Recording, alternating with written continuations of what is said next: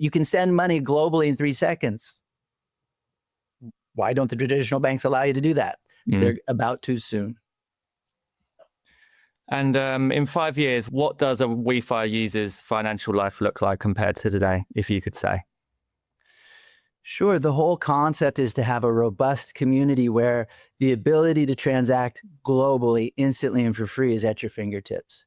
You store money, you save money, you receive money, you send money. And more importantly, at that point in time, you have very high quality, very safe investments available to you for pennies or dollars, which is really important for a large percentage of the world. But in a few years, most all traditional assets will be tokenized in some form, like investable assets are tokenized, offering a lot more ways for people to invest in them and creating a lot new types of investment products.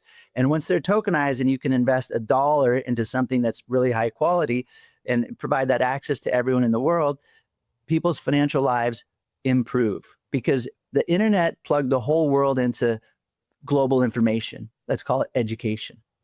But it missed one thing. It didn't plug you into global business. It was still very hard to transact globally.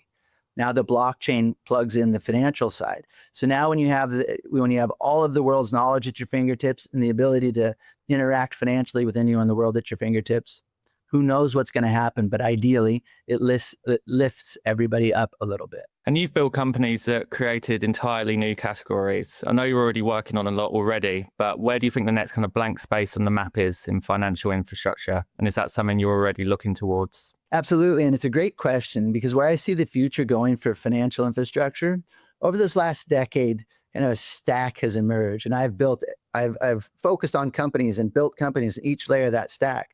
Like in the infrastructure layer with BlockV, which is now Dual, and Smart Media, it's really what RWAs are. They used to be called NFTs, and now they're RWAs. So the ability to tokenize all sorts of assets, and then tokenizing the dollar itself, digitizing the dollar and putting it on chain, and now upgrading the way those assets are distributed and shared, and then interacted with through WEFI. So that whole stack is going to become a utility. It's going to become basic infrastructure. And so what that means is companies are going to be able to provide financial infrastructure like banking as a service to the large ecosystems out there. Because at the end of the day, when the ability to transact financially globally, when that becomes a utility and a commodity, and even the regulatory stack is there, the only thing that matters, and this is important, is the distribution.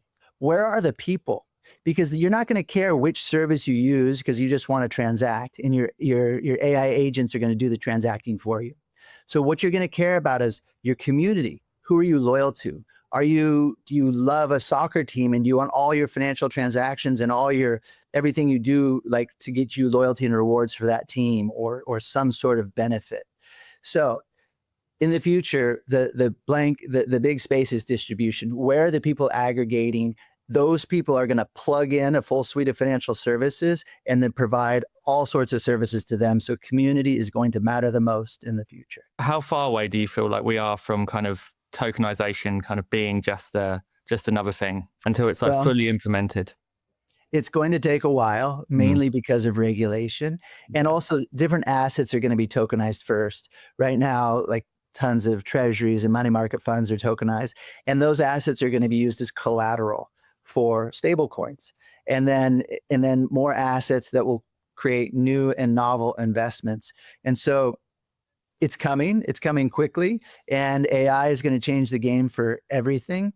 But still, it will take a couple years for the large institutions to fully transition, and for these large ecosystems that have all the people that interact to really upgrade to be able to provide all those services. But everyone in the crypto space is working really diligently to make it happen. And when you say AI is going to come in and change everything, it kind of already has, hasn't it? And how do you feel it's kind of affected you over the past 5 years, and kind of where can you see it going in the future? I know it's a huge question. Yeah, and it's not really even the last 5 years. Let's look at the last 12 months is really when it's going to hit mainstream and just smacked people right in the face. They're like, I don't know. Even my mother, who's, she's like, she didn't know anything about AI, but then a few months ago, I downloaded chat. My mom uses it all the time. Right. So it's one technology that has already quickly become ubiquitous, and we're just in the early stages. But for your financial future and for blockchain and stablecoins, it's extremely important. AI is going to be the interface that people use to utilize blockchain-based technologies, because it's complicated, wallets and passwords and the different currencies.